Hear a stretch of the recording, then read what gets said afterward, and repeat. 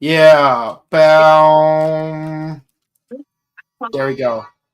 Fruit Baskets is a shoujo anime from 1990 something about a girl and a bunch of guys who turn into animals.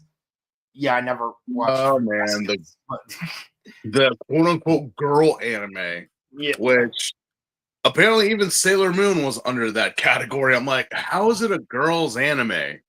Well, there's like this girl who's the main focus character, and around all these guys, So I'm sorry, but wouldn't also like Moroni Kenshin be considered like a girl's anime? Because I know that we want to say that Kenshin is the main character, but the story is being told by the eyes and tail of his soon-to-be wife.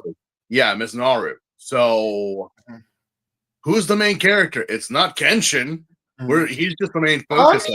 I mean, he is the main character. It's not the narrator, because it's like, would you say that John Watson is the main character from Sherlock Holmes since he's the one narrating?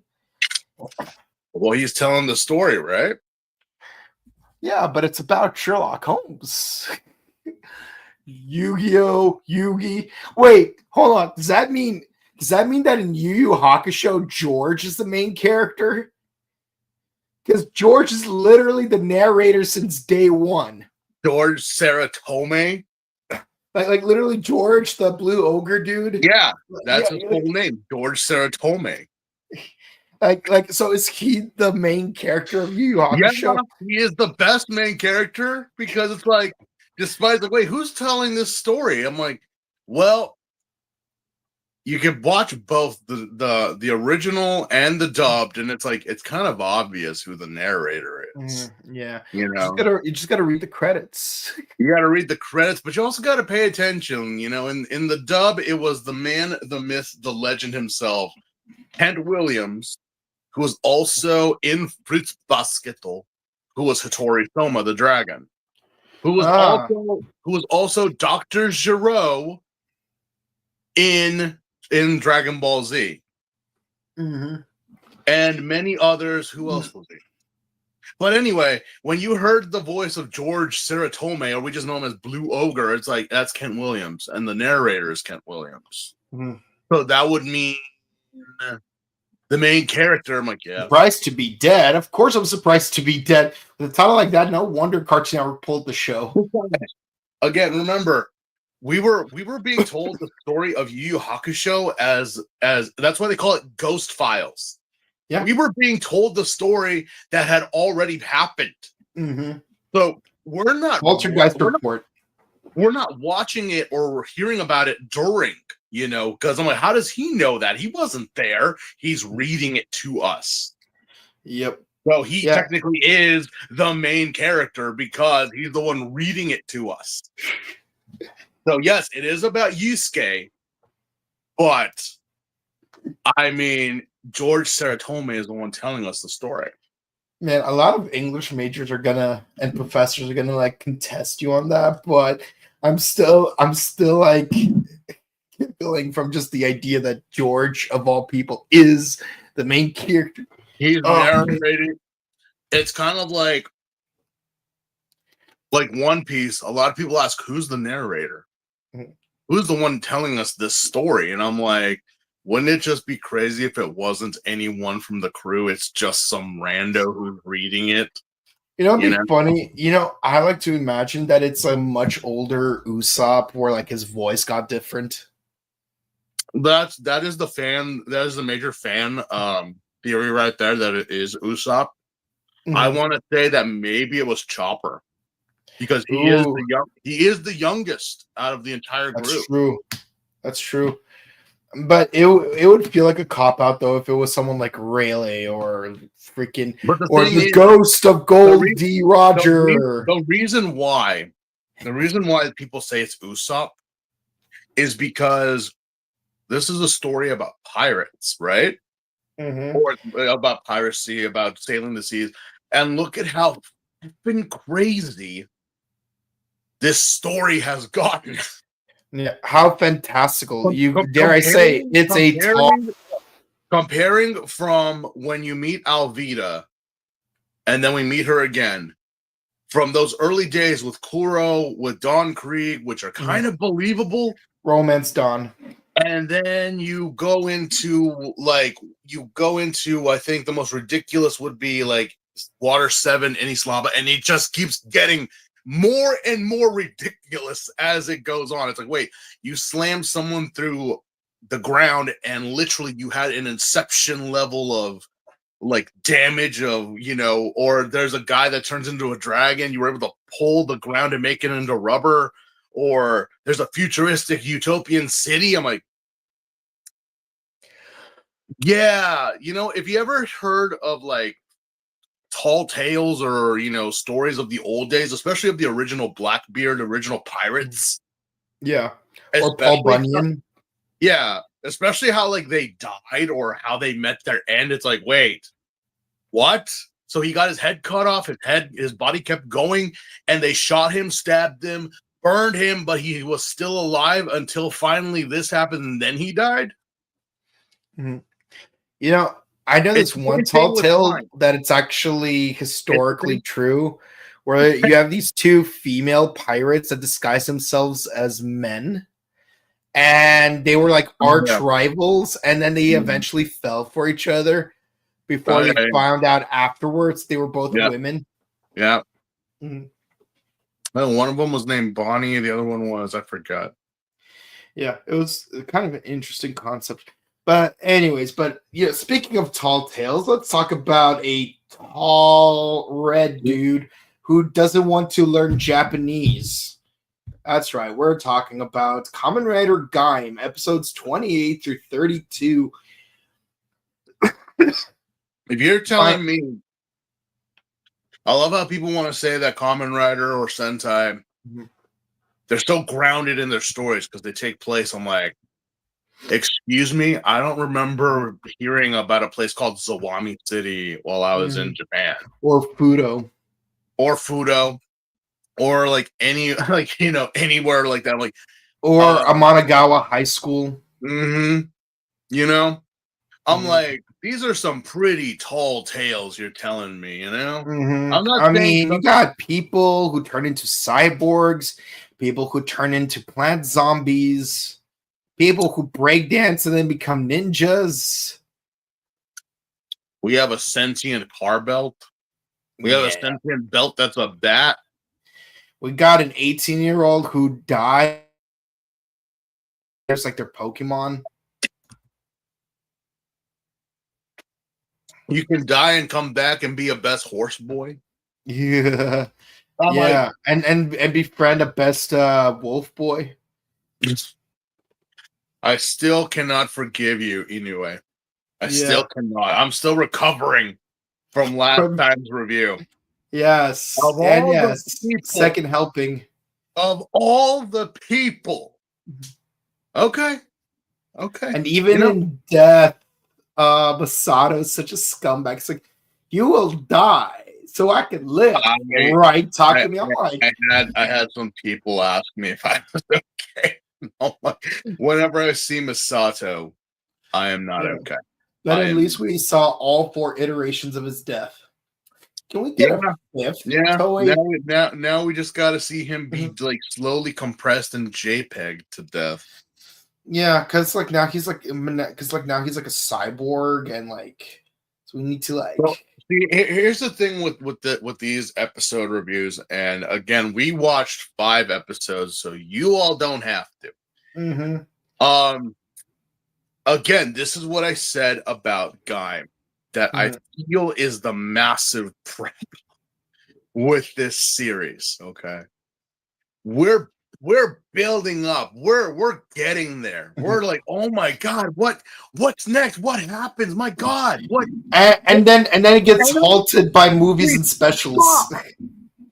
We're stopped by specials and movies and crossovers, and we're trying to collab a new tokusatsu series. Like they literally try to backdoor pilot this thing, like Power Rangers trying to backdoor Masked Rider. Here's the thing: we watched their 2 episodes, and you're like, oh, Oh my god. What? Wait, what? I'm like, well, duh, yeah, okay, well, what? And then finally it's like break. Oh. What? Wait, what happened? What was it? Oh no, this happened 2 weeks before. Yeah. Cue the clip. Yeah. No, seriously, cue the clip. You know the one I'm talking about. Yeah. I know. Right, well, I'm not a huge fan personally of the whole 3 weeks earlier teaser thing. I feel like, we should start our stories where they begin, not start them where they get interested. Get out. What? Oh. And then we go into that's like, yeah, we're picking back up. Hey, calm down, man. Buy me dinner first. What? Yeah. What happened? I'm like, yeah, no, yeah, we took a break, but now we got to get back to this story because it's like, then why did we need that? In all honesty, you could skip episode 30. Yeah, like literally nothing of significance happens in episode 30. I mean, do I know Kikaider? Of course I know Kikaider. Yeah. He's one of the oldest. He's one of the oldest tokusatsus, and also one of the original creations that was from the original writer and concept artist and mangaka of the Super Sentai Kamen Rider. Ishinomori. Yeah, Ishinomori. Yeah, heck, 3 years earlier, three years earlier, Kikaider showed up in Let's Go Kamen Rider. Yeah. So it's like, yeah, so literally this is one of Ishinomori Sensei's babies. This is like what, what he did, I think before Kamen Rider, or I think it was after. I don't remember. But remember, Kamen Rider was originally supposed to be like what, Skullman or something like that. The original concept, which later on. Fun fact: in the live-action Skullman is played by the actor who played Hibiki in Kamen Rider Hibiki.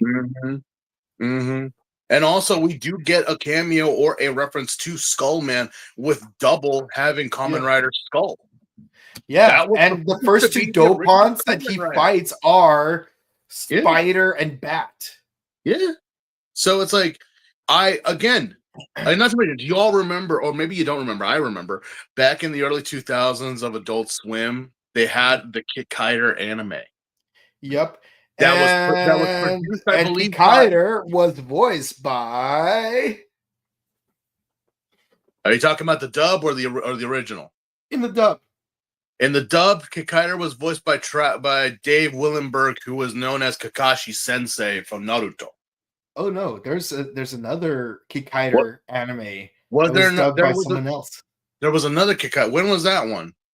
I'm trying to remember. Because I know there was Kikaider, the series that was in the early 2000s, and I know that they had released another Kikaider, but I don't think I've seen that one. But what do you know? Well, it just so happens that a certain someone that you and I know played Kikaider at one point. Oh. Are you saying our boy, yes, Johnny Block? Our boy. Yes. Our boy Johnny has also voiced Kikaider? So the man has already hit the force. He's a Power Ranger. He was a Kamen Rider because he did voice a Kamen Rider in a video game. Yeah.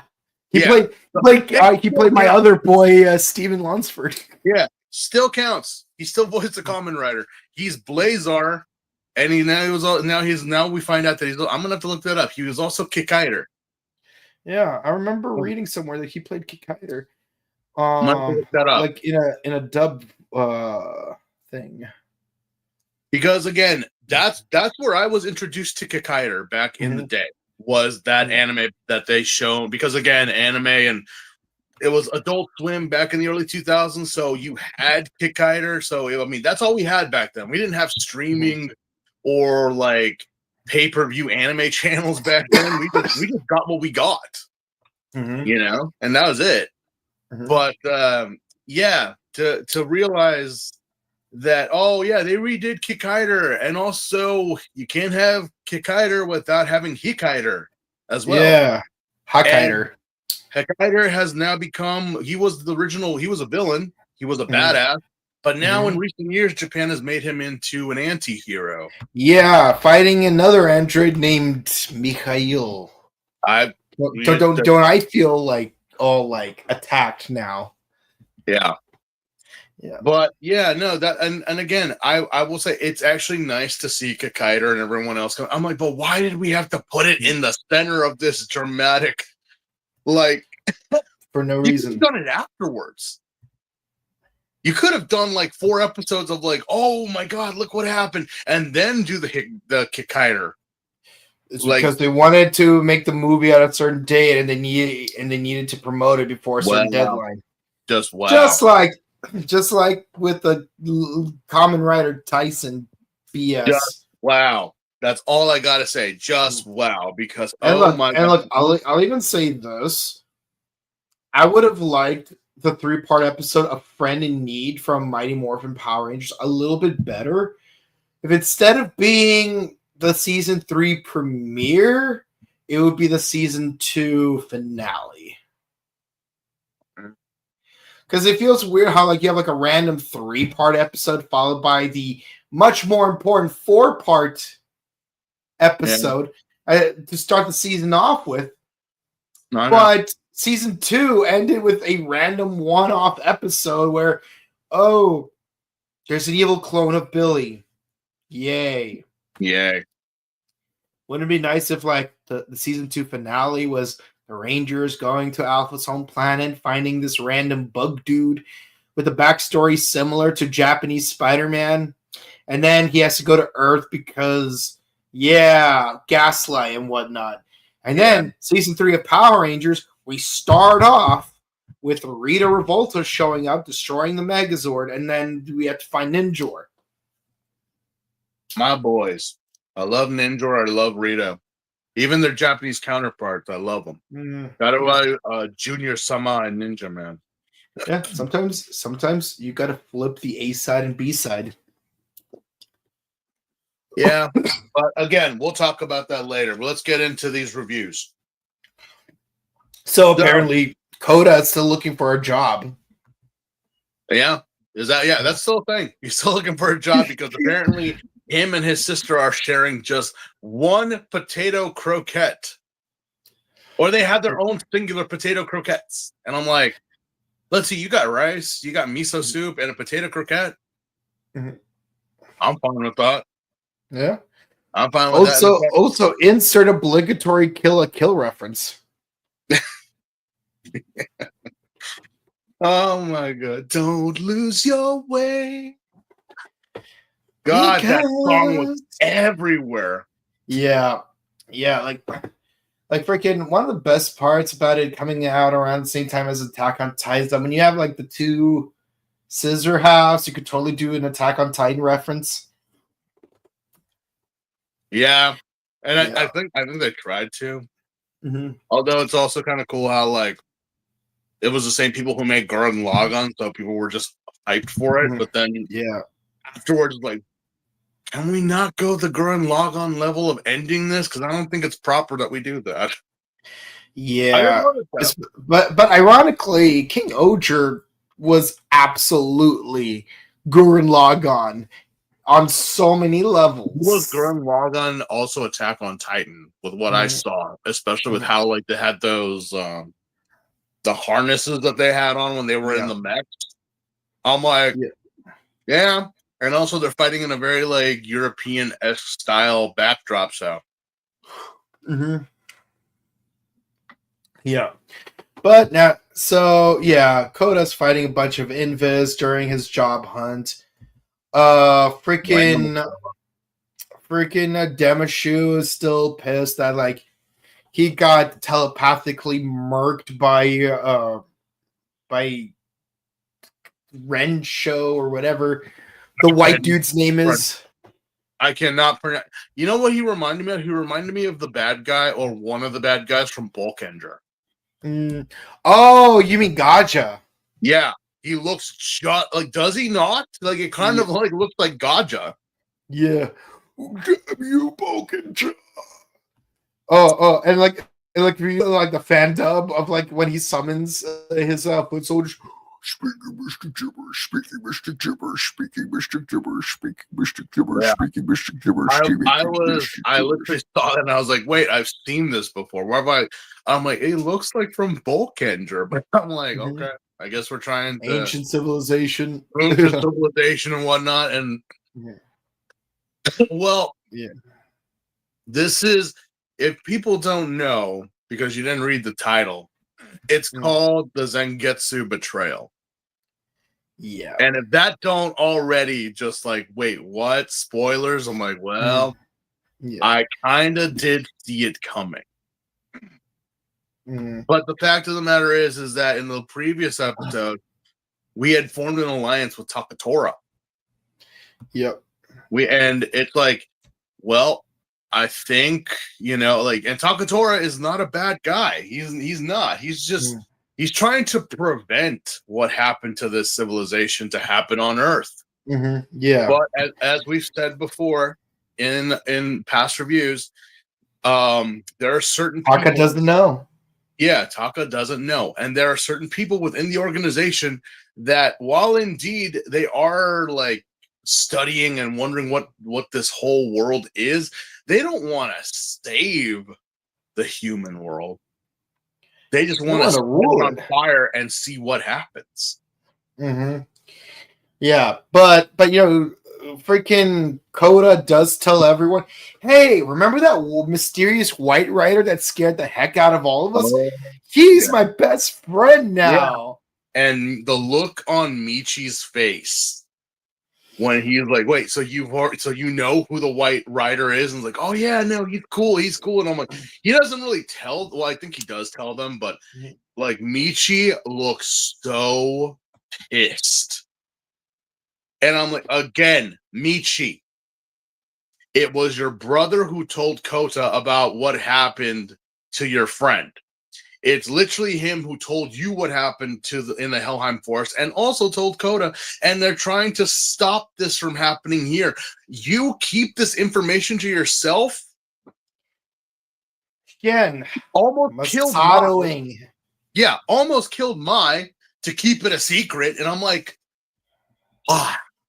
when your brother is doing everything in his power, also Kota, to keep the world safe, what are you doing? Because again, I get why Sid and Yoko and the good doctor are doing what they're doing. You, on the other hand, I don't understand why. Like, you're keeping this information from who and why? What do you benefit from keeping this? Makes no sense. But you get mad that now you know that your brother and your ex-bestie are now teaming up. See, Michi reminds me of that teenager where, like, when they get a bad grade on a test, they throw out their tests and then tell their parents, "Oh, we didn't get our tests back." But you did. Or it's like, oh yeah. But then like they have like a sibling or a family member who's in the same class, and then they tell their parents, and then it's like, wait a minute, but so and so got his test back. Yeah. Oh, it's even tougher with report cards because the parents have to sign the report cards. Yeah. So I'm like, Michi, what exactly are you doing? What is it that you're trying to keep a secret now? Everyone knows. Everyone also, what do you have to gain from keeping it a secret at this point? Exactly. That's the thing. That's the thing. It's like, Gaim, as what I've said, it's a coming of age story. But it's literally those people that we see the bigger picture and we understand what we may not go the path that you might have done it, but it's still happening. As opposed to this guy who was like, I know, I'm aware, but I'm keeping it to myself. Why? Why? It would be beneficial that you tell everyone and that you're aware of what's going on. What's your end goal here in keeping this a secret, Michi? Okay, so even from your brother, who you love so much, you keep saying, I'm like, you're such a liar. I don't like you anymore, Michi. So let's get to the really BS part of the episode, shall we? Let us. So, in order to find the mysterious white overlord, in order to communicate with him, because Takatora wants to like negotiate because he's such a good boy, as it turns out. Yeah. Takatora, Sid, Yoko, Dr. Waring, and Michi. That's right. Michi. All four Power Rangers. Yeah. Plus Michi. It's like the Power Rangers just teamed up against the White Ranger and just pwned his ass. Mm-hmm. So they go to the Helheim Forest in order to find the Invis, and then out of nowhere, all of them start attacking Takatora. Like, you too, but why? I thought we were best friends. I thought we were besties. Especially you, Dr. Warrior. I thought you were my bestest buddy. Yeah, no, Sid takes the first blow, and it's like, okay, that's messed up, but kind of, what we expect out of Sid. Mm-hmm. Then Yoko joins in. And then here comes the doctor, and then of course here's the one thing that I think like while it was a surprise when Sid and Yoko attacked, you could see the face on Takatora that he was devastated when the doctor. Like I said, they're like Sid is Casca because he attacked first. Yoko is Cassius because she's the skinny one. No, seriously, like that's actually a phrase that Julius Caesar used in the first act of the play. It's like all the Pompeians are fat, but Casca, he's the only one who's still hungry. I'm concerned about him.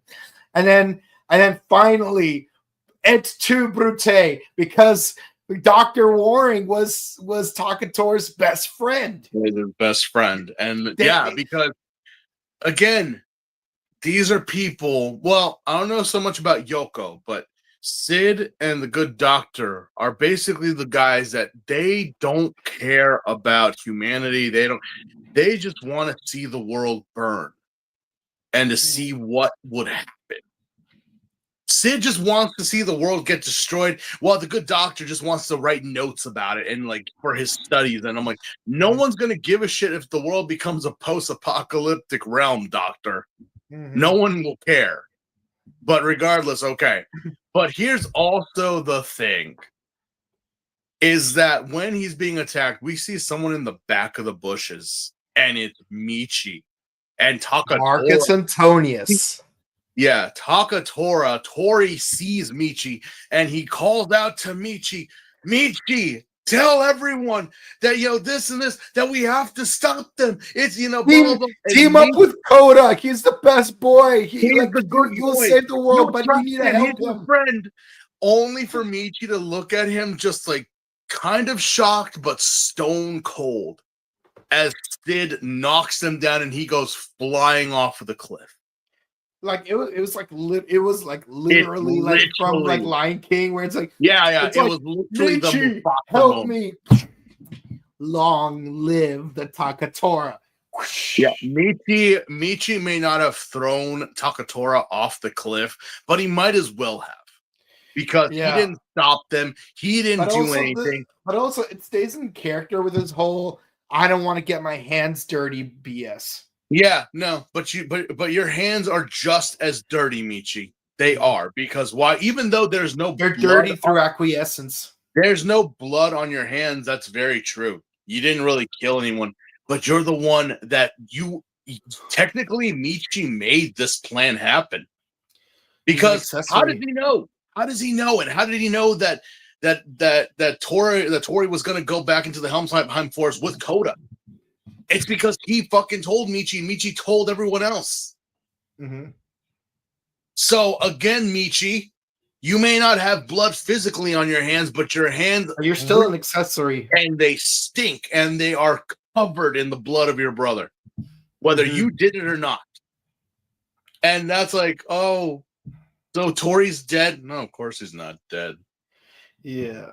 He's not dead yet. Like, you've seen Arrow season 3. You know how this plays out. Yeah. It's like, you know what? He can't die. He can't die yet. We have to confirm in a certain way that this character is dead, like we will in 2 episodes from now.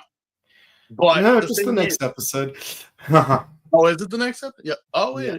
yeah. Technically, it is. Yeah. So yeah, Yeah, because but Michi takes his Genesis driver he and his takes it, the bastard, and he takes the melon lock seat. I'm like, why? why? Only to prove because he attacks Koda in the Zangetsu. In the Zangetsu armor. He is disguised. We have a wolf in Rider's clothing here because Koda's like, oh, Tora, you're here. And he attacks him. Like, not even, but he doesn't say anything. He keeps quiet. Which I'm like, you're a dirty rat, Michi. You really are. You're now making it seem like Takatora is horrible and for Koda not to trust him. See, rat is only rat by name. Yeah. Michi is a rat by action. Yeah. And yeah, no, I mean, after that, that's kind of like the end of that episode because... Well, almost. Because Koda finally gets a job at the juice bar. Oh, yeah, that's right. It's like, why did you get a job there? Do that in the first place, Koda? Why didn't you... You're there almost all the time. Yeah, you may as well get paid for it. Yeah. But yeah, out of that, it's like friggin' Michi is like talking to Koda at the juice bar, and it's like, you're a rat, Michi. You really are. Like Koda's licking his wounds, and here you are coming as a friend when you're the one who caused the wounds. Yep. And yeah, so he attacks him as Zangetsu, but Kaido, that badass, beautiful son of a gun. That stud. I drink lemon with my Coke just for him.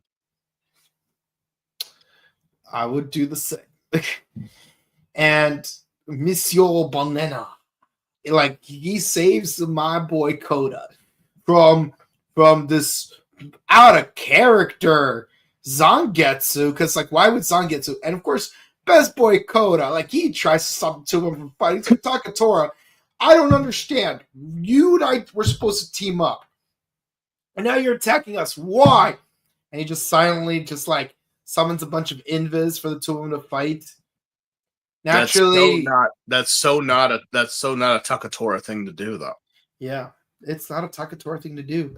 But yeah, no, the two of them dispatch the invis like you'd expect them to do because they're badasses. But this also drives a wedge between Koda and Kaido because it's like, Kaido's like, you're stupid, you're not using your brain. But Koda's like, but I want us all to get along. That's why you're not using your brain. You know, it's kind of like watching Little Yugi. It's like watching Little Yugi and Kaiba argue whether or not to like help Akora or something. Well, it's also like kind of like the whole the relationship between Atem and Yugi, where it's like, you know, the Pharaoh knows, Atem knows what he needs to do, but Yugi is just like, no, we can't do that because there's got to be a different way. I'm like, yeah. And meanwhile, with the Takatora out of the way in real life, that is an opportunity for Sid to destroy the artificial zipper in the ancient tree. Yeah. So he could get a head. Really shocking to you, Doctor? Is that really a shocker to you? Casca. I'm like, Sid again is a man who reaches for power. That's what he wants. He's power hungry. Yep. And he wants that power for himself. So why the hell would he keep a doorway open for others to follow him if like what he wanted? Like, again, he doesn't care if the world gets turned into a fucking dystopia. He wants his own profit out of it. He wants profit. He wants money out of it. He wants power out of it, which he is going to find, but not, again, just like they say, it's the forbidden fruit. And like in many legends and many tales of cursed fruits, whether it be of the gods or of the devil, there is a price to pay. And normally those who are just greedy as hell meet their end horribly. Yeah. And like moving on to the next episode, like I actually appreciate how like Kaido really calls Koda out on like, it's like, listen, like, you're stupid. Like, people who you believe are your best friends are trying to betray you. So, no, I don't believe it. You're secretly my best friend, while freaking Michi is my actual best friend, and Mai's my girlfriend, even though Michi has a thing for her. And Kaido's like, listen, for all you know, one of us could be a traitor. And like, he's actually talking about Michi. It's like, the thing is, we haven't gotten that confirmed, but it's like, yeah, Kaito knows. He is fully aware. He knows that Michi is stabbing him in the back and causing this problem without even telling him. But the thing is, I don't think Kaito fully, I don't think he fully has the proof to oust Michi. He knows, but he just doesn't have that thing to be like he is the bad guy. Yeah, which will come soon, apparently. Yeah, and freaking and Takatora wakes up. He's alive. Tori is alive. He got saved by the overlords.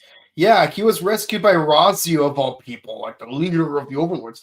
Yeah. I actually appreciate how Damashu is red, like Baron. Ryu is green, like Ryugen, and Razio is white, like Zangetsu. We have literally, how many overlords did we say there are? Right now there's 3 of them. Just 3. That's all we know of right now. Yeah. Okay. Well, yeah. I kind of wondered, like, wait a minute, why did they save Takatora? Like, what's their? And really, it's about, they want to know about him and also these mysterious toys that are strapped to their waist. Like, what exactly is that thing? Where can I buy one? I really want one for my collection.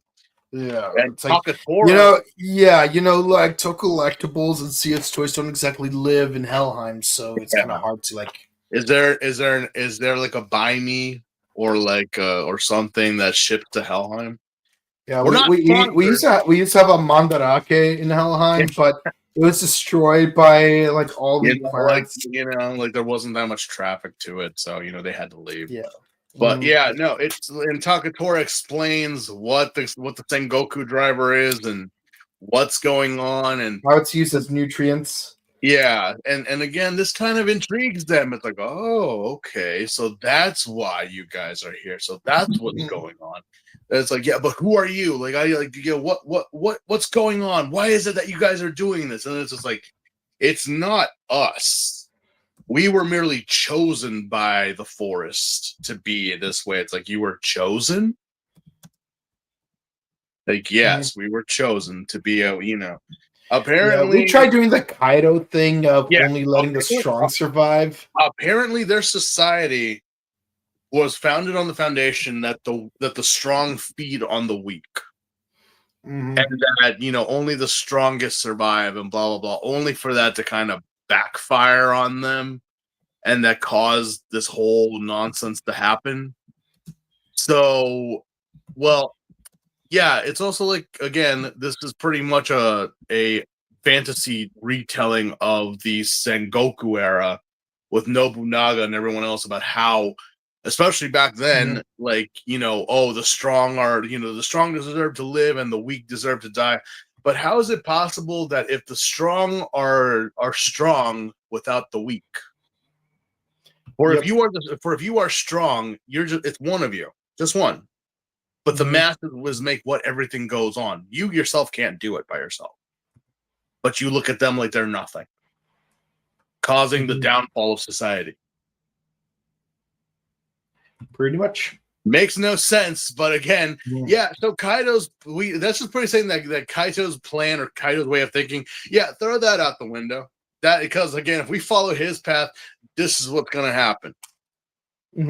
But again, it's that whole thing about like that they still believe that the strong, that that humanity is like the civilization that was lost, that they don't deserve this power that they that we hold. Like it's kind of like the story of Prometheus, of how he gave fire to man. Took the gift from the gods and gave it to man, which technically speaking is a pretty good synopsis for these episodes, because there is a certain gift that these gods have that is later given to man in order to fight them and to take them down. Which we will get to that. But again, we go into the whole thing about Sid's here. Yeah, Sid's here. Mm-hmm. He's going and trying to find that power that he so desperately wants. Mm-hmm. Yeah, and so much so that Dr. Waring and Yoko try to get help from Koda, Kaido, and Michi in order to They called them. Because all of our ride seeds were destroyed by Sid. Yeah. So it's like, wait a minute, you guys have them on speed dial? You kick their asses almost every other week, and yet you have their phone numbers on speed dial? How else are they gonna schedule another ass whooping? Well. I'm like, yeah. Oh, how the mighty have fallen. The good doctor has to come down and just get on his knees and say that they need help. We need you to take out because Sid has gone mad. I'm like, Sid has always been crazy. What are you talking about? I knew that since day one, looking at him. Yeah, he's just sitting there in a corner selling these weird locks to teenagers that summon plant zombies. He's selling fruits like a fucking weirdo in a trench coat. It reminded me of that scene in freaking Disney's Hercules. You want to buy a sundial? Yeah, and he's wearing a bowler hat too. How's that for another Disney property? It also reminded me of the seller or the Duke from Resident Evil. You know, it's just like, welcome, stranger. What are you buying? I'm like, while we do love the merchant, and I don't think he's wrong, Sid though, I'm like, yeah, there's something wrong with you, Sid. I'm sorry, but I'd rather use my Lockseed money on a cake from the Charmant. Hey man, if you ever have a chance to try like authentic like cakes from Japanese bakeries, I highly recommend you do. The cake store in Little Tokyo actually comes pretty close. Mm-hmm. It comes pretty damn close. But I do miss the food in Japan, although it's very, when you're on vacation and you're just like, bro, I could just really go for like something from home, right? Not fast food, but just like some local cuisine or some local mom and pop restaurant. And you're like, fuck, I'm in Japan. Damn it. I gotta wait 2 more weeks. That sucks. But yeah, Sid is just, I don't know what Sid was doing, but he finally meets up with Takatora and the Overlords. Yeah, it's like first he has a skirmish with Kaido while freaking Michi pretends to be Takatora. Yeah. Yeah. Again, Baron and Kaito are here. And just get they the whole like, oh yeah, it's Takatora and he's attacking us, and it's just like, nope, not it. That's not who that is. Yeah, but then freaking Demushu shows up, and like now everyone's fighting Demushu.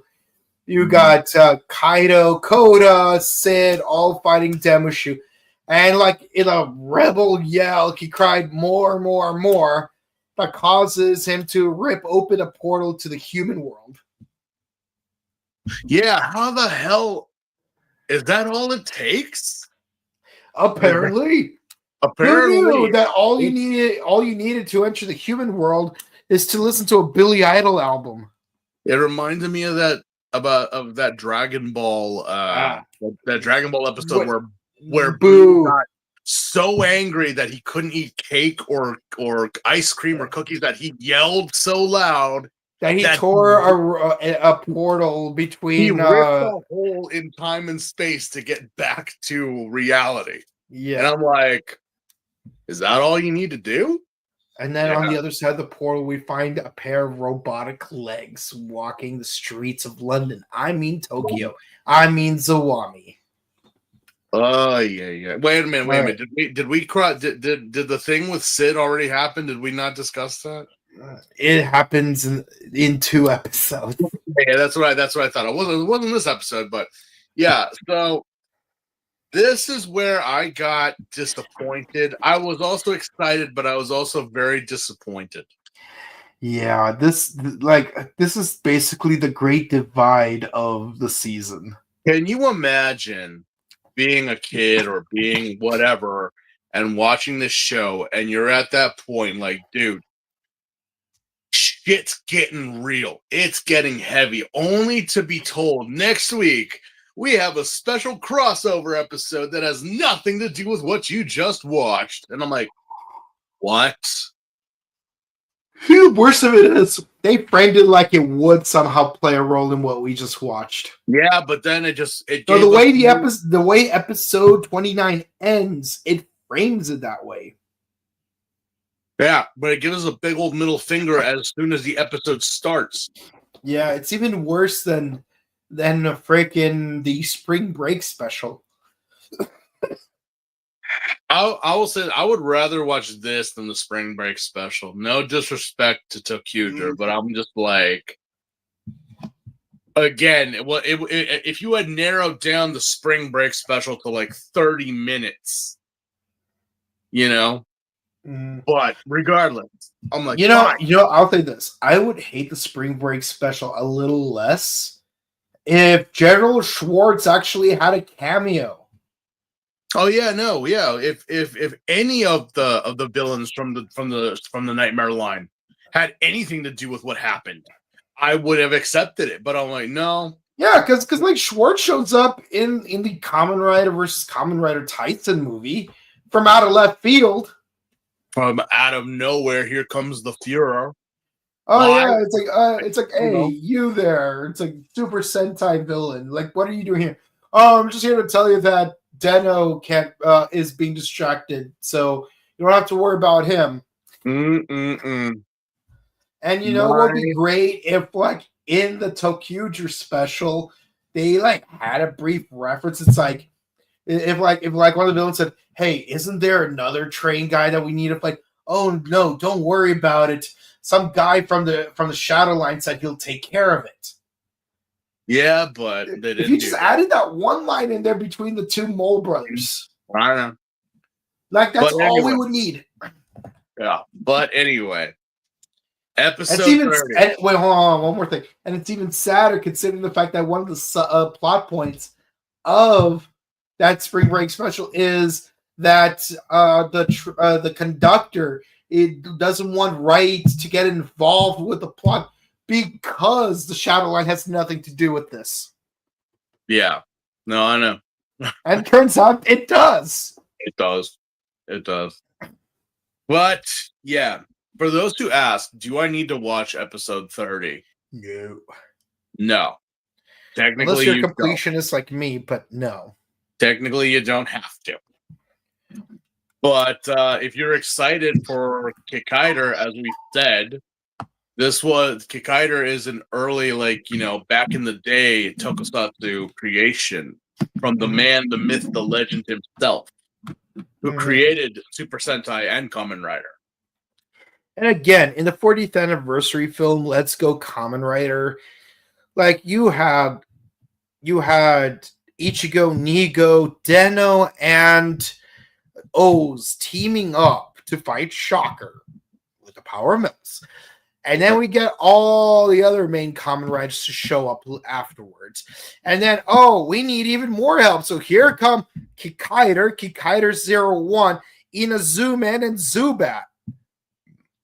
That were all introduced by, who was it? It was the conductor from Deno, because it was Owner, yeah. Yeah, it was Owner, because he said and it's like Kamen Riders are the only protectors of justice. Yeah, that famous line, and everyone is like, cue to the quarry where they always fight, and here comes these not metal heroes. I guess they're their own brand of heroes because they don't really fall under any type of franchise category. No, you know, Kikaider technically. Kikaider could be a metal hero. I don't know why they don't, even though Kikaider could have even though the character Metalder kind of looks like Kikaider, even though it's not. Yeah, Metalder's the reason I even know Kikaider even exists. I knew about Kikaider, like, well, again, we grew up watching VR Troopers. I was watching VR Troopers before I even watched Power Rangers. Yeah, so again, even though it was two different shows, one Space Sheriff and then the metal hero Metalder, kind of worked. Although when you finally added the other Space Sheriff, Sheridan, and Scheider, kind of didn't work. But but then they're like, oh, we ran out of footage. No, you ran out of Spielband footage, but you could have still used Juicebean. Yeah, you still could have, but I don't know. Either or, I'm like, here we go. Like even Beetleborgs used Juicebean in one episode. That yeah. And so like, and by the way, Zubat is not a Pokemon. He's like some red shuriken looking dude who is played by the same dude who played Kamen Rider V3, Big One, and Owl Ranger. And yes, the commander from O Ranger.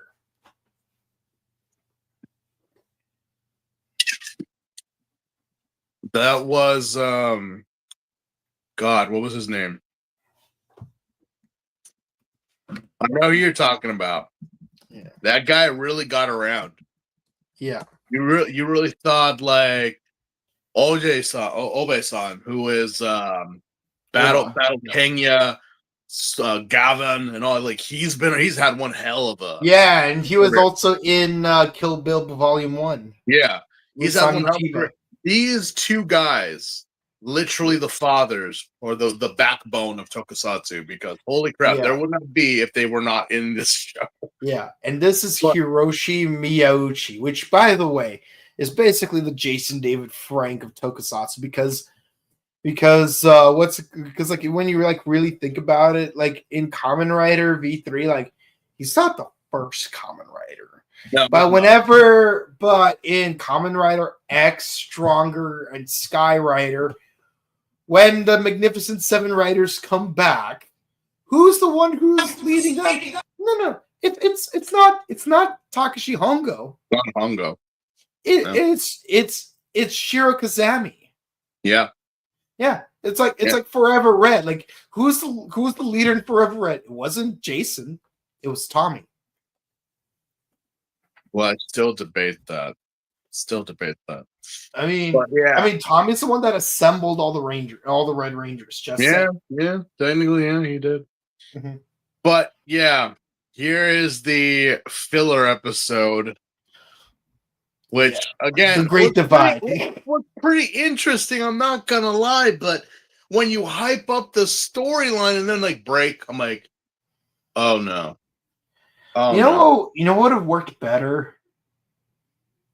If Kikaider actually stayed for the next 3 episodes to be directly involved in the plot of... That's what got me upset, because I'm like, you introduced Kikaider and you only have him in 1 episode. I seriously thought that there was going to be like a minimum of 2, but no, it's just 1 singular episode, which I'm like, you can now practically skip. Heck, even if look, here's the thing.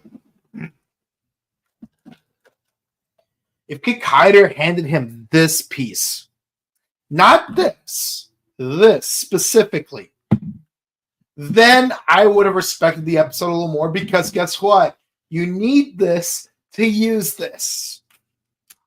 Yeah, that thing just miraculously appears. That's it. It just appears. It does. There's no reason. It just appears. But review. But if this was given to him by Kikaider, for some reason, I would have respected this episode a little bit more. Yeah. Well, you summarize it in just one sentence, Mike. Okay. Koda remembers he had a lost puppy, so he finds another lost puppy, except it's a cyborg.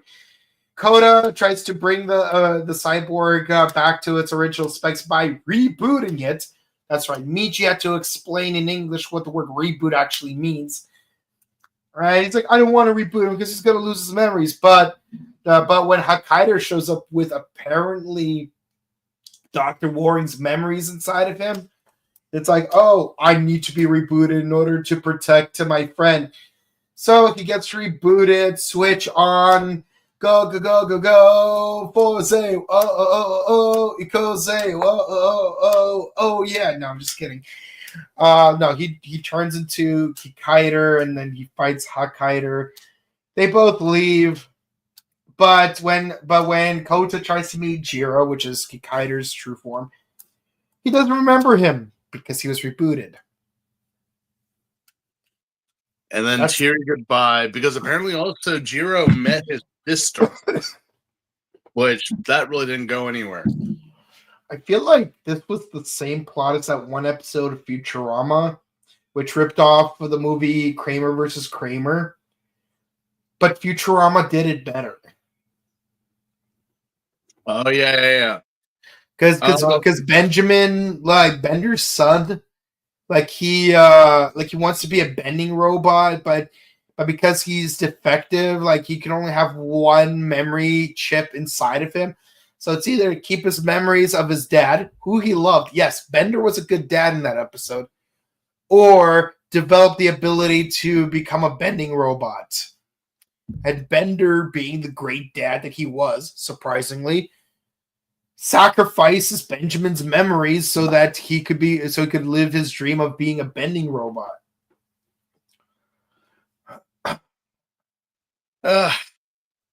See, that's the thing. I'm like, they actually did a Kikaider series after this, didn't they? A movie. Just a movie. See, you know what's interesting is when Go-Busters tried. Well, Go-Kaiger had Gavan.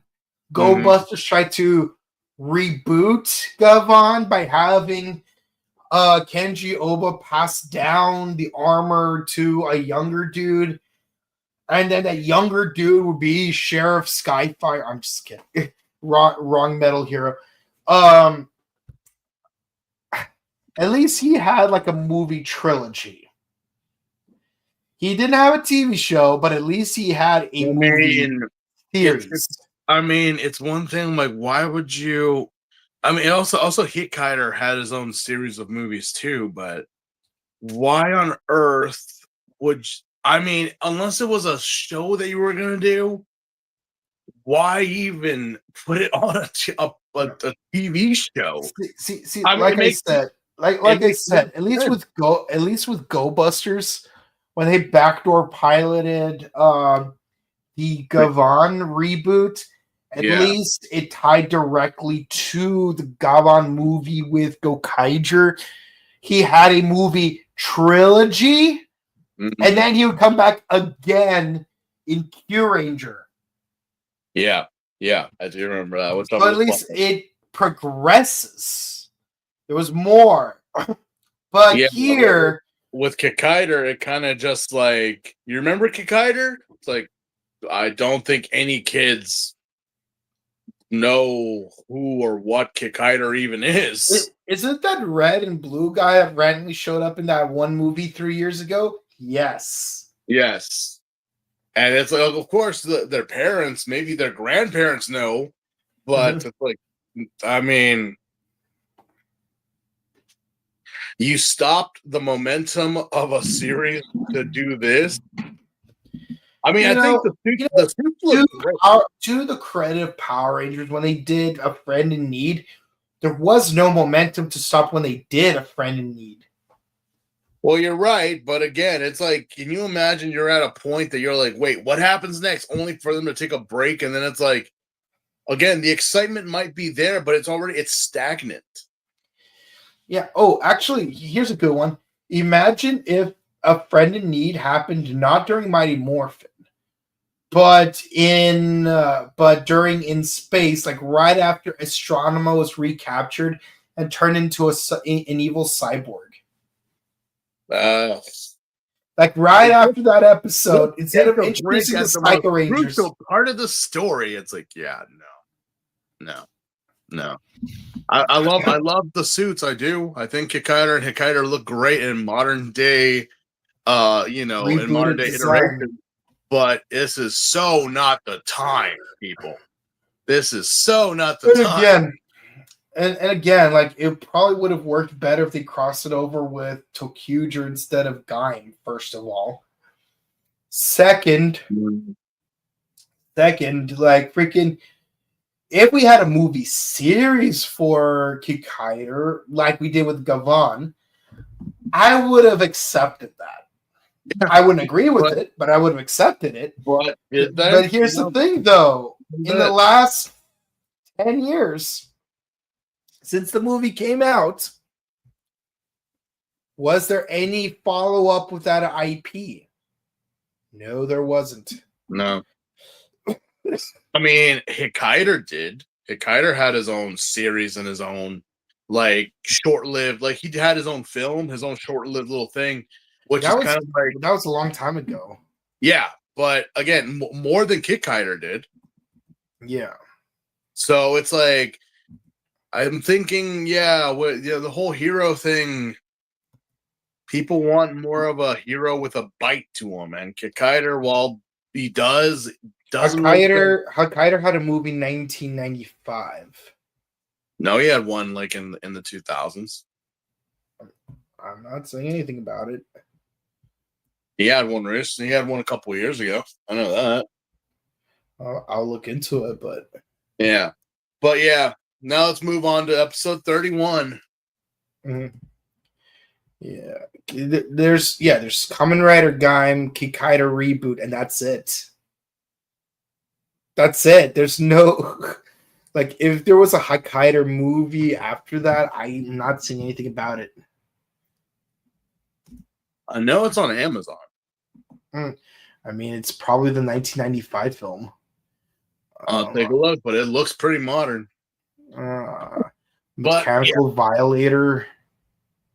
But what happens next? Mm-hmm. All right, so let's get right into it. So we're back in the forest again. Man, really messing around with the whole like continuity thing. Yeah. Rosyu is like lecturing Takator about the dangers of having the golden fruit, which is what gives us our power. Who shows up? DJ Sagara. Sagara, what is your purpose, man? Who are you? All will be revealed in episode 32. But he shows up and he's talking to these overlords like, oh yeah, like we're at Sunday brunch, just like, Mm-hmm. It is that time of the hour. Yeah. Like in Japan. Like what's going on? What's up? What's on?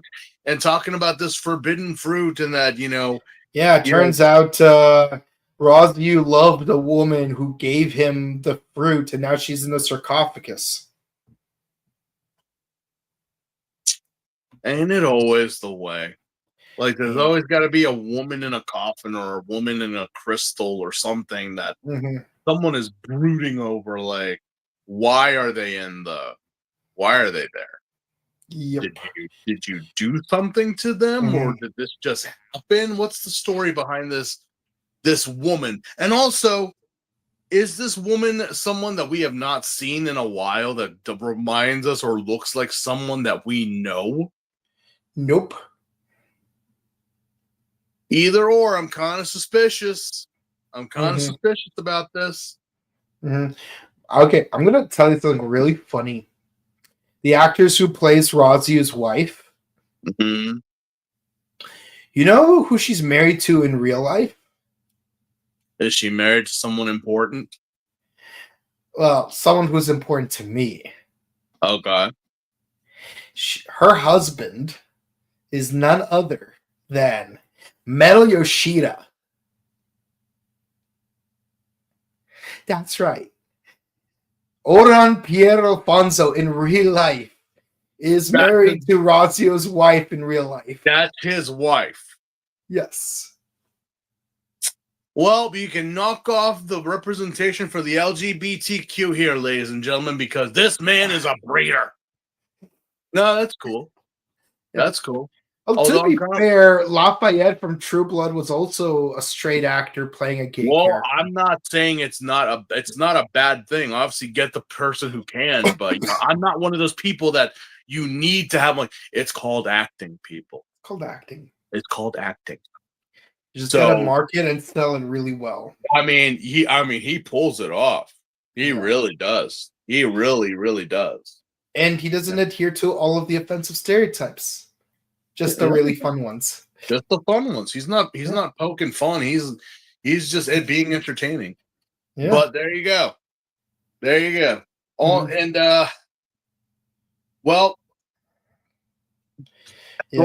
Going back to Saga. So we go back to Earth fighting Demashu, and he's just like murking everyone left and right, and like even Koda takes a sun bullet for a woman and her child. Yeah, like he's freaking Villamax from Lost Galaxy. He can conjure. This guy can conjure small mini suns and launch them.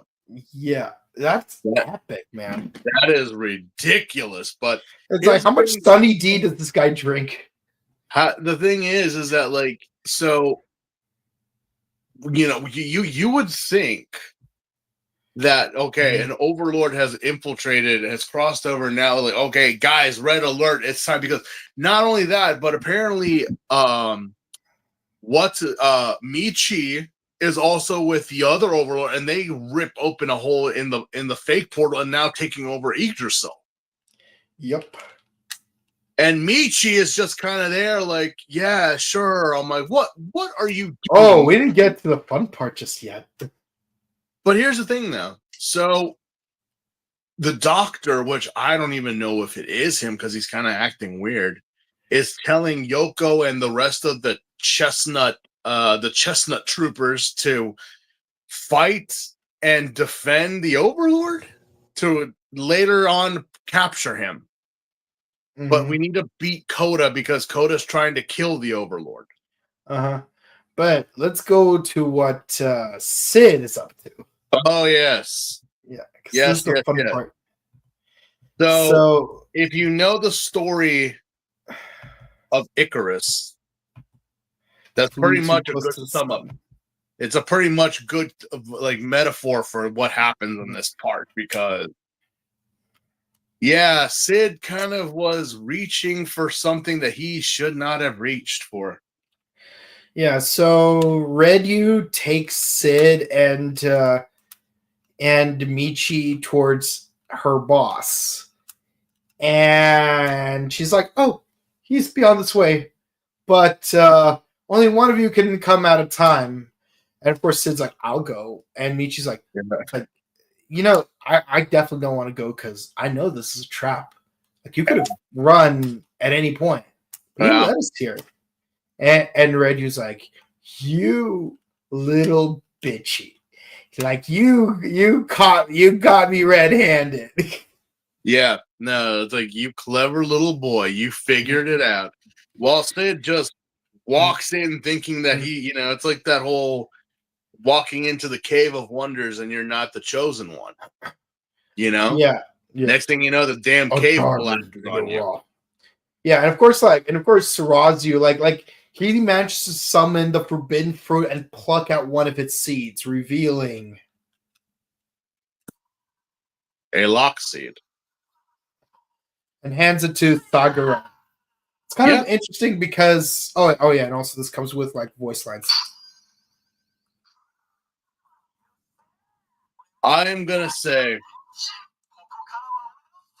it blew my mind how like Sid just thought that he could take it, like, so simple, like, just take it. Only for him to be destroyed by his own ambitions, because, well, that cherry did not last. he was almighty pushed in the rock. Yep. And only for that rock to come in and Yep. It's like every time Sid tries to like stab someone in the back and try to show, oh, I'm better than you. How many times do we have to teach you this lesson, old man? yeah. Yeah. I like Sid, but I mean, if there was ever a way for someone to get their comeuppance in this world, you know, if there was someone to like, you know, that's proper payback. That was the way. It's like, and it's like you're thinking like, it's like, oh, you're thinking, oh, Sid is going to transform and try his gosh darnest to put up a fight. No, he doesn't even have a chance to transform. Like, he's just pushed into a rock and then slammed. He literally, I mean, even if he did get the lock seed, I don't think it would have worked, or even if it did, it would have been like a curse. Like something would have happened to him, even attempting to try it, you know? Yeah. That's just my whole thing. Like either or did, you're damned if you do, and you're damned if you don't. So and he is he is he got squished.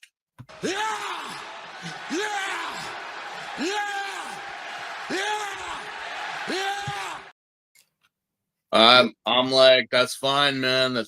I mean, if there ever was a way for a character to go, that is the way he should have gone. So yeah. Now, can we do that again with Michi though? No, Michi deserves worse. Michi really deserves worse because, as they say, the lowest, deepest circle of hell is reserved for those who are betrayers and mutineers. Yes, which is why like the three mouths of Satan are reserved for Cassius, Brutus, and Judas. Yeah. So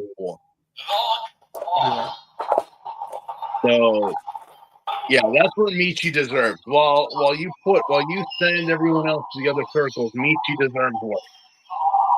Yeah. But yeah, we go back and Coda just got pwned, not only by Yoko and the Chestnut Brigade, but also by the Overlord. And get his ass kicked is an understatement. This boy got his ass kicked for 7 lifetimes. Yeah. He is just trashed at this point. But everyone did, and now the entire city is up in hell because this motherfucker's running around just destroying everything, calling everyone a bunch of monkeys. Yeah, it's like he thinks he's Frieza. I've heard that before. You filthy Saiyan monkeys. Yeah, if he was white, I was like, well, with purple bits. We had that villain in the previous season. In Force? No. In our review or in the past? Oh, in Wizard. Yeah. He kind of, he really did. He really did. But yeah, now to the next episode, because apparently DJ Sagara shows up like Jesus. What was up with the lighting in this episode for Sagara? It's like shine the light on him, because I'm like, oh, DJ Sagara has cometh, and he has come with the plan to save y'all. Well, I hope by this episode you figure out which mythical figure in human culture. I kind of thought so.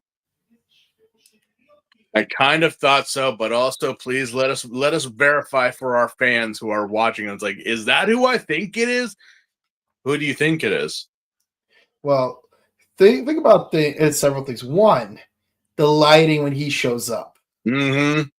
Which character in human mythology is known for being brought with light?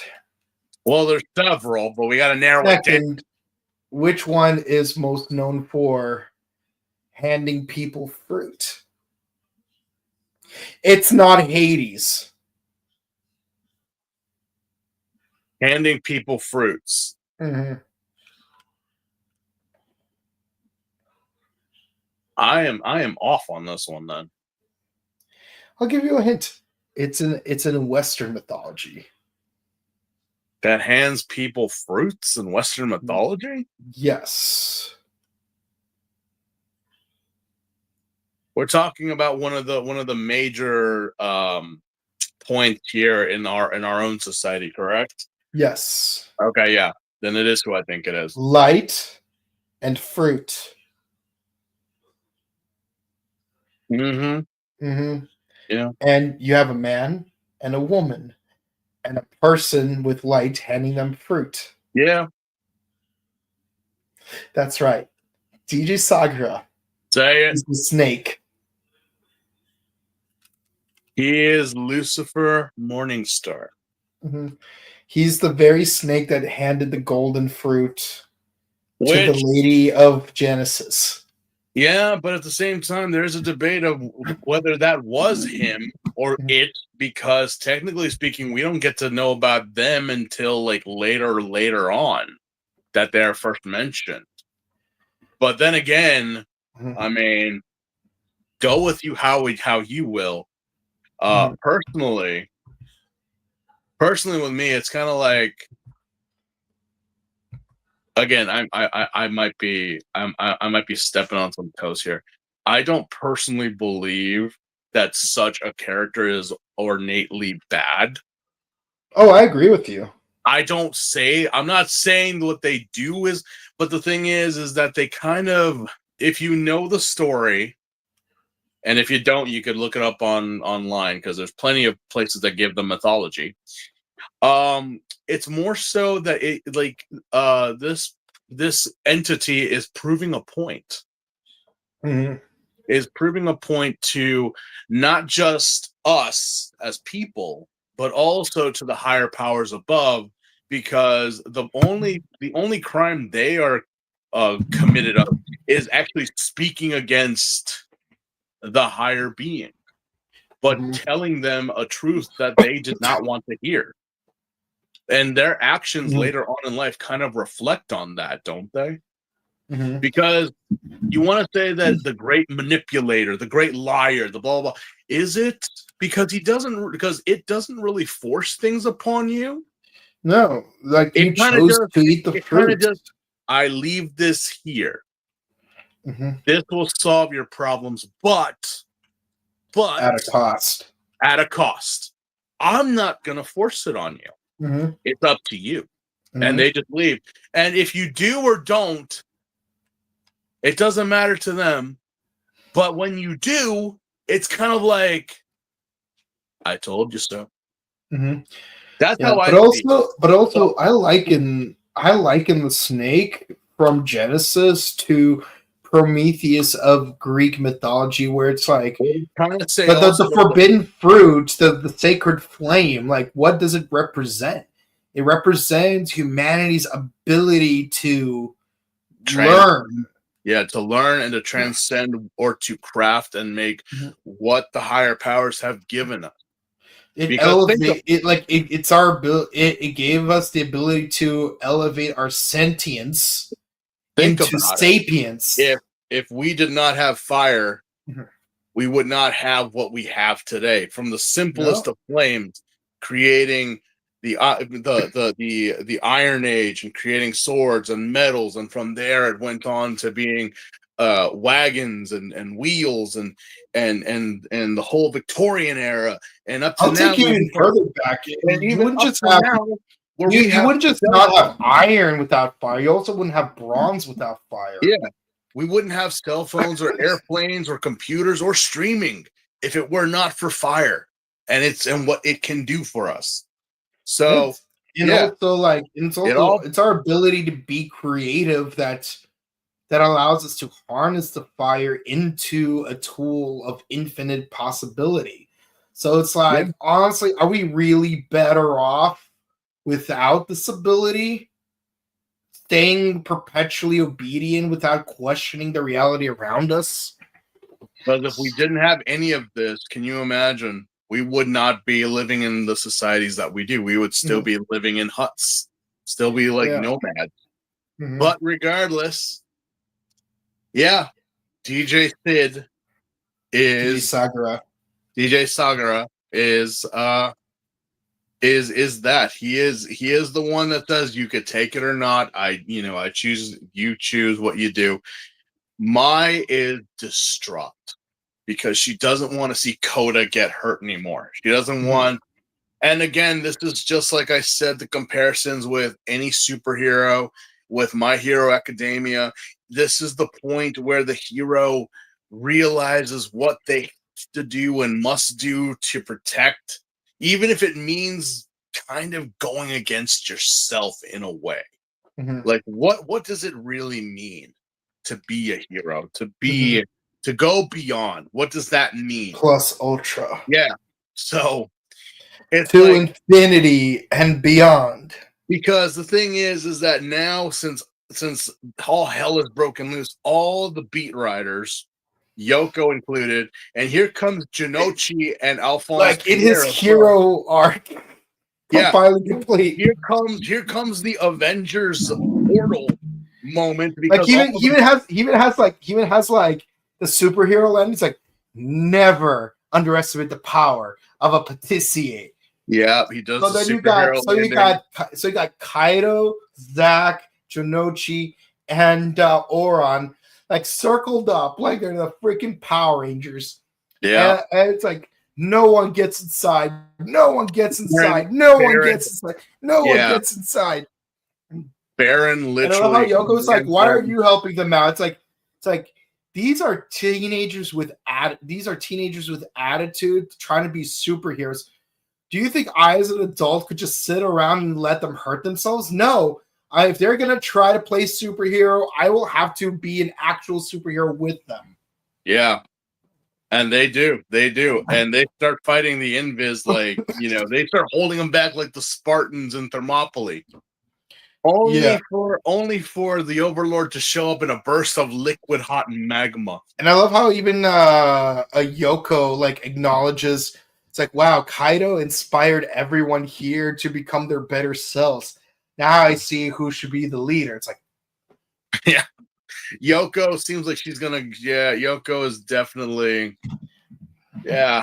I'm not saying she's gonna jump his bones, but she's interested. She's interested. But yeah, only for the Overlord to show up, and he's just kicking everybody's ass. But here comes our boy Kota, finally, and he comes in with the Zawami arms and does a slash, only for him to get shot again with the sunbeam. But you think that he's dead, that he's caught in the blast. No more. No, he is holding the fruits basket, and he transforms in front of everyone.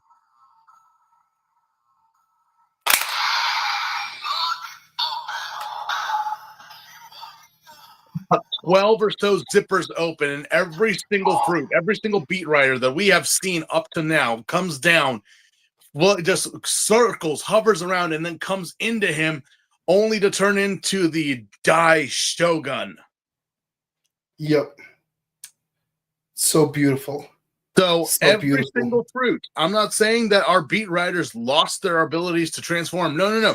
The fruits themselves appear and become one giant fruits basket that he himself becomes a white Daishogun.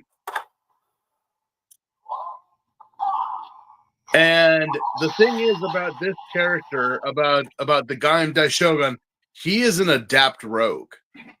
Yeah, he throws everything. He has everything. Yeah, he's an adept rogue. He could literally summon every single weapon from every rider that we have seen in no problem flat. It's literally like he summons it. It reminded me of Final Fantasy 14 when Noxus has all the royal weapon guard. Mm-hmm. Like he's able to summon these 12 weapons in his ultimate form, and just kind of like the summons of the Knights of the Round, just start using them against the bad guys.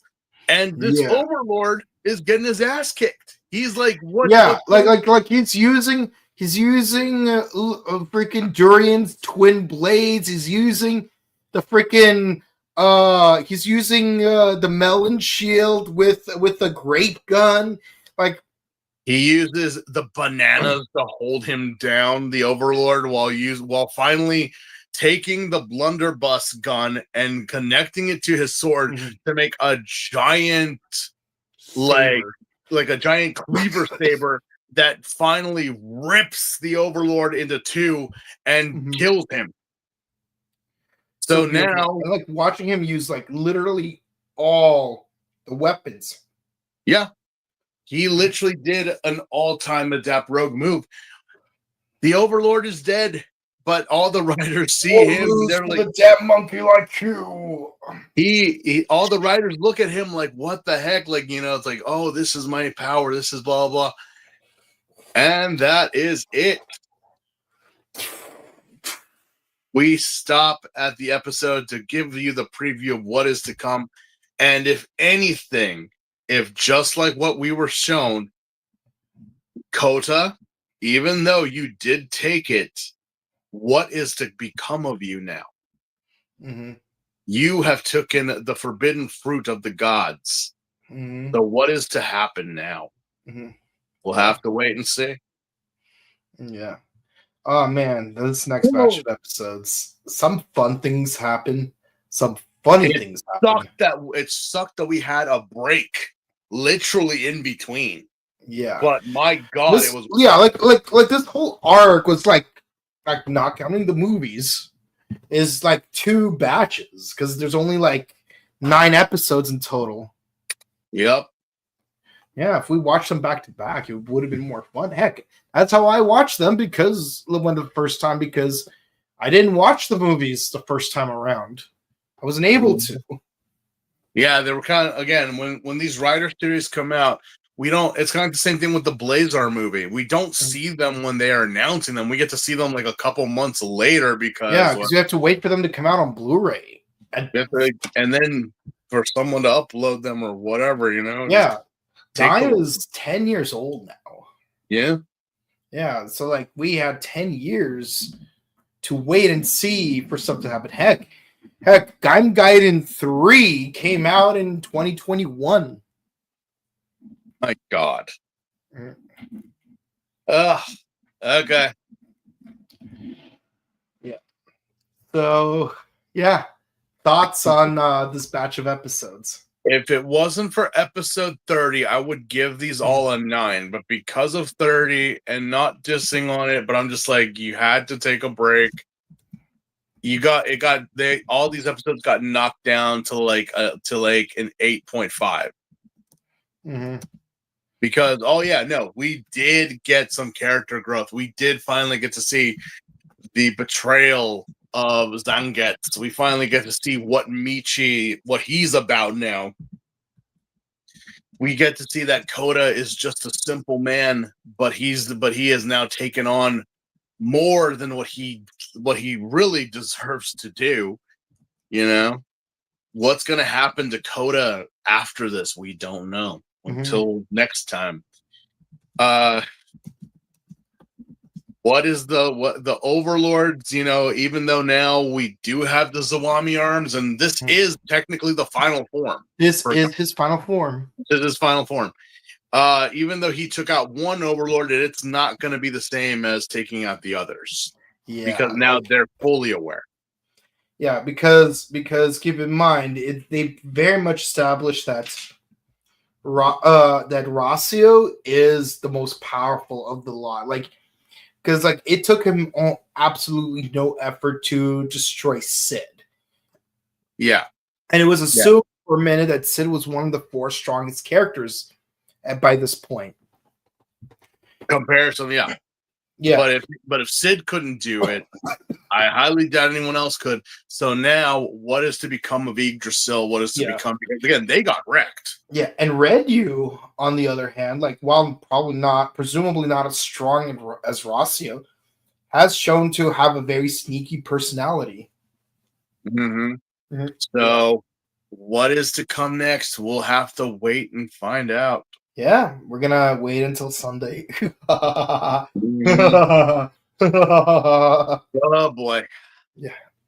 But yeah, those are it's an 8.5 for me all around. Nice. For me, I'd say episodes 20, 29, 31, and 32 were all fantastic. Not to go into specifics, but they were all 9s and 10s across the board for those 4 episodes. But episode 30, I'm afraid it's going to be a 7 for me, because not because like we're doing a backdoor pilot, but because the backdoor pilot went nowhere. And I stand by what I said before. At Mighty Morphin Power Rangers, A Friend in Need was able to get away with it specifically because they there was no plot momentum to distract from. No. The previous episode was literally a one-off episode. The following 4 episodes was a 4-parter, but the thing is, it's like it didn't start being built up from something beforehand. So of course we could get away with that. Mm-hmm. But here it's like we were building towards something. Heck, even the Spring Break special and the Tyson movie very much distracted from the momentum of like going from episode 23 and 24. And even though 23 is the end of an arc, keep in mind Kaido is still fighting a Demashu for the first time, and he was getting his butt kicked. Oh yeah. And where we leave off in the first episode of the 3rd arc, he's still getting his butt kicked in that same fight. Mm-hmm. Yeah. So yeah, like if not for the movies and specials distracting us, episodes 20 through 32, yes, even bleeding from the 2nd arc, would have been all great episodes with great momentum going all the way through. But I mean, that's the problem with Gaim, is that it revs you up and then it just like it just stops halfway through for like, oh, we need a break. We need a break. We don't need a break. We need to keep going.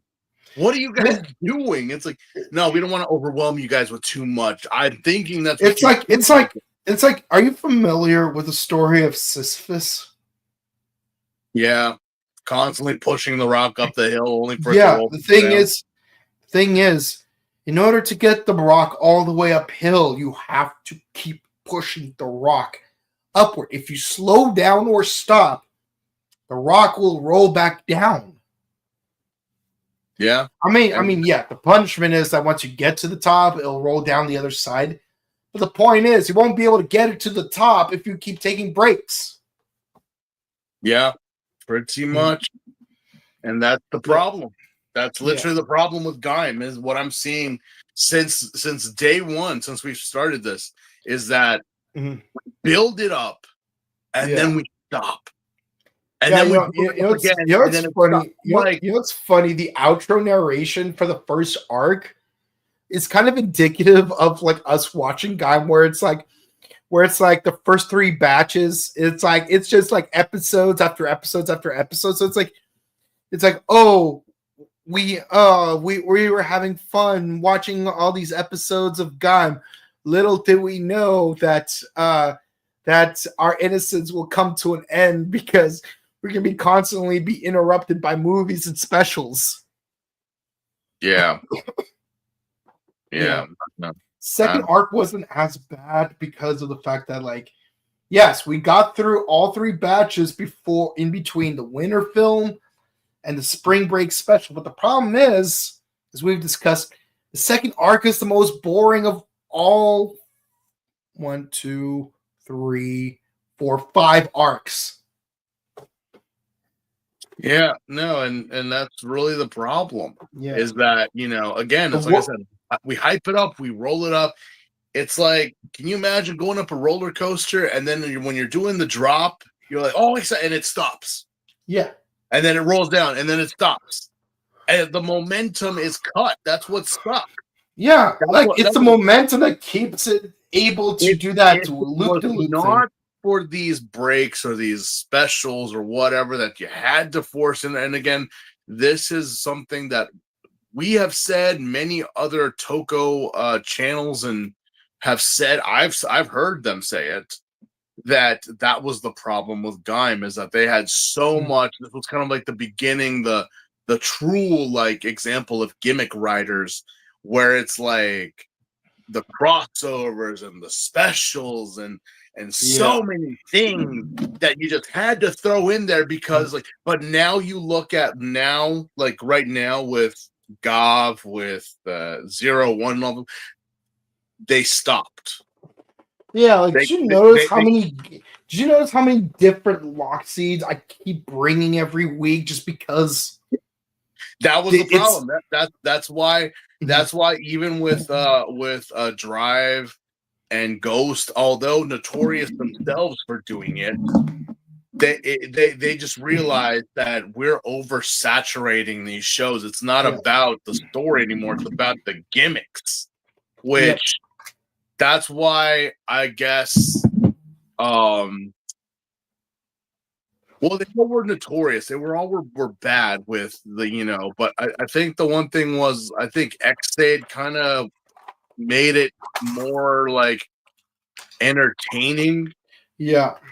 But and then like, but now more especially with the Reiwa, while they do have their gimmicks, it's not as like oversaturated. Yeah, it's not as aggressive as it was when Gaim from all the way up to Zeo was doing it. Even though Zeo, like, it was still like his whole shtick about it.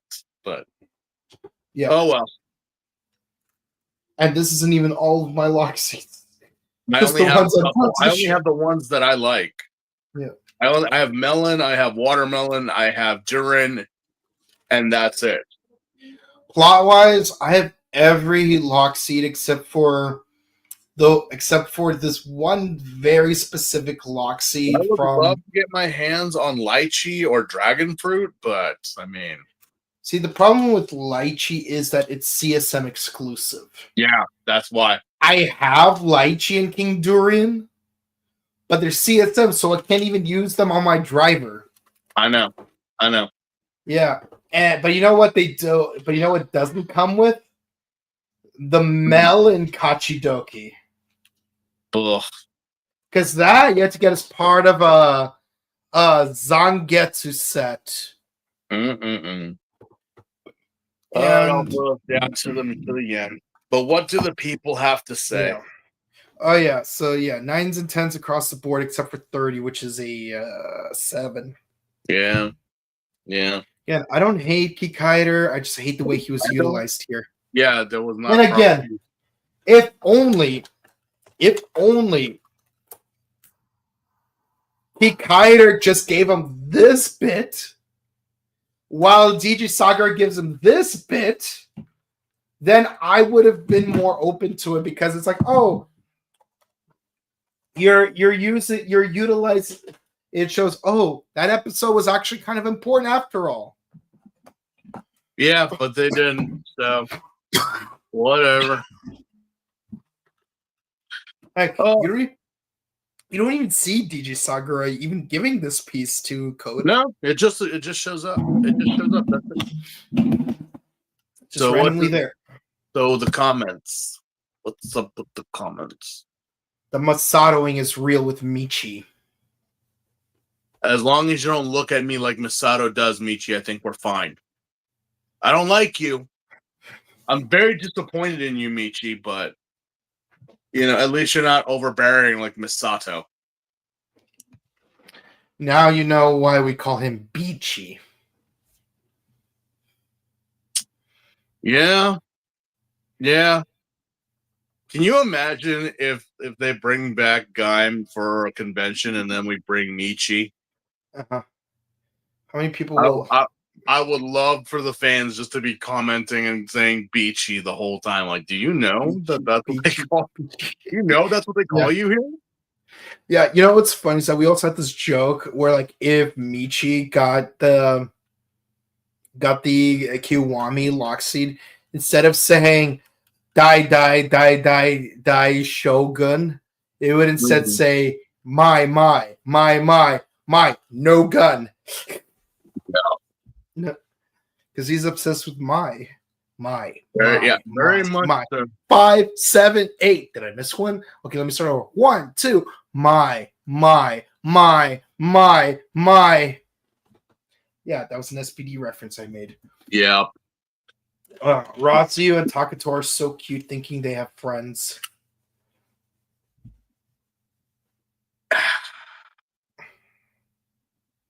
Well, they technically were, but it's like your ideal changed, and that's kind of the bullshit thing. I'm like, what? Why? I mean, why of all things? That's the thing that sucks the most because Takatora didn't deserve it. Mm-hmm. As for Ritsu, yeah, Mm-hmm.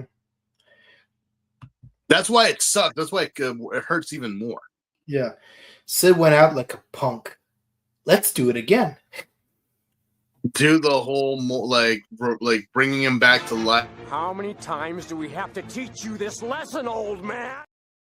Just bring him back and kill him multiple different times. Just Yeah. like that's what sucks is that you forever are damned to live your death over and over in many never to actually die. Experimenta Doro Requiem. Yep. I agree that episode 30 was the great divide of the season. And it literally is in the middle of this damn series. Mm-hmm. Yeah. See, I love how in the Ember Island players, they're like, hey, look, it's the great divide. Let's keep going. Yeah. Okay, I love how much Kaido and Koda grew up in these 9 episodes. But Michi, yada does it. Michi has just stayed the same, and I don't understand why. Although he claims to be the most like mature. Like, have you noticed that in this whole damn time? He's like, I'm trying to be an adult. I'm trying to like I'm trying to keep my family name and my family honor. But Michi, you haven't done jack shit of that. Mm-hmm. And you can't even follow through on your betrayal because you don't even want to get your hands dirty. Yeah, so shut up, Michi. Mm-hmm. Beachy. Beachy. There I said it. Beachy. Yeah, I hope to see more Bravo, despite things getting a lot more serious. Hey, you never know. He's a soldier, and why wouldn't he be? Yeah, he's a beautiful soul. He is too beautiful for this world, I swear. Yeah, like honestly, I'm a little disappointed with Saber that he had a cameo in one episode, but he didn't do jack squat. Yeah.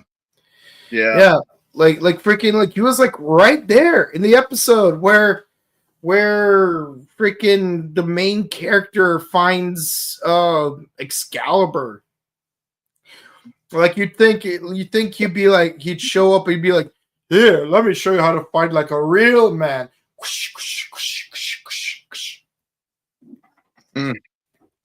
Yeah, like can you imagine Bravo fighting Caliber with his twin swords? That would have been nice. It would have, but again, you didn't do it. Yeah. Sucks to be you, Toei writers. Again, what do none of these people look at the continuity or remember? Because a lot of these people have been doing this for years. I'm just like, bro, what are you all doing over there? Yeah, and I get it. You're you're straight out of COVID, which is why you have a lot of CGI background scenes. But the thing is, if you went out of your way to have Oron Pierre Alfonso and Jonochi have a cameo, you went out of your way to bring these two actors back to film a scene. Mm-hmm. you may as well make the most use out of them. It's like remember that scene from Megaforce when like all those veteran actors come back? It's like, oh, Carter Grayson and Dana Mitchell, like we're gonna do some quick CPR and first aid, and then you have Cassie Chan and TJ, whatever his last name is, saving a bunch of people from an elevator like it's the movie Speed. Yeah. And beyond that, they don't have a single line of dialogue after that brief cameo. Nope, they do not. But at least they have lines. Unlike Bravo and Gridon. I don't know if screaming in the fear counts. Like counts. But yeah, if you enjoy watching us complain about Michi and praise Kaido, please be sure to comment, like, and subscribe to us on YouTube, Facebook, Twitter, Instagram. Ding the bell icon, stay notified for our latest videos. Also, be sure to share videos because it helps us out with the algorithm. Behold, the golden fruit, that is the algorithm. On Mondays, we do Ultraman Arc. On Wednesdays, we do Kamen Rider Gavu. On Thursdays, we do Bakuage Sentai Boom Boomger. And on Sundays, we do Kamen Rider Gaim, like we will this weekend. And because this past week, we didn't have any new episodes for some reason, that means we're giving you a triple feature of Gaim. So yesterday we did the Heisei versus Showa movie. Today we did this movie. And of course, Sunday being Sunday, like it's always Sunday. Sunday, we are giving you episodes 33 through 37. That's right. And yeah, a lot of fruit has been this week. Yeah. Yes. A lot. We're starting a new arc, only to be interrupted midway with yet another movie.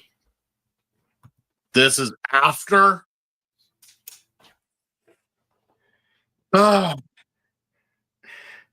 Again. Next week. Next week, another movie. Again, people have asked why we just don't do all these specials and movies towards the end. It's because we would have to refresh everything that we have watched. I mean, we still will have to for the guidance, but seriously, it's like, and again, it's too much. Like with Kiva, it would not have been a big deal because you only had the one movie. Yeah, but Spies, you had two movies. Okay, still not a big deal. No, but then when you go on to freaking Build, we have 4 movies in total, and 2 of them actually were at the end of the series. But still, I'm like, not as bad, but have you seen the list of Gaim movies and specials and crossovers? Mm-hmm. It's ridiculous. The only solace I get from doing 3 batches this week is knowing that given how many videos we have to do just for Gaim, we will at least finish by December 22nd, presumably. Just in time for Christmas. And yes, unlike last time, we will take a break for New Year's. Yeah. Because too much Gaim content. And again, just the TV show by itself, fantastic. But the movies, though. I know. That's the problem. Mm-hmm. Yeah. Anyway. Yep, that's it. Yeah, and of course, be sure to check out our sister channel, The Buttery Show, where we recently did Wes Craven's New Nightmare. And if you want to follow our personal content, where can the people find you? Just on IG. You can just, thank you for everyone for sending your posts and your letters. I do read them and I do reply. So thank you so much. And you can find me on Instagram at Boken_Kabuto and on Twitch at twitch.tv/BokenKabuto. And I'm also grateful for the fan letters. And with all that said, guys, thank you guys so much for watching. Please be sure to stay safe, stay hydrated, update emergency kits on your loved ones. We'll see you guys on Sunday with more Gaim action. Goodbye. Stay juicy. See you Sunday.